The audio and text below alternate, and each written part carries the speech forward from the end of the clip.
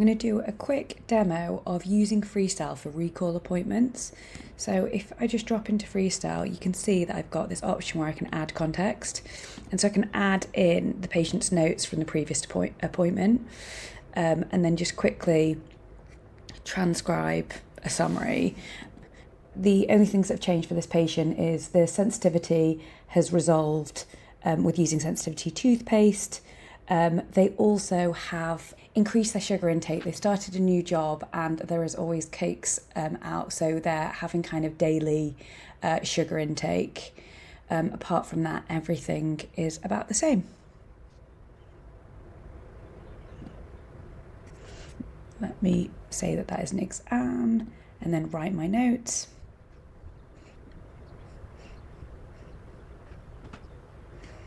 So you can see that that has captured all that relevant information.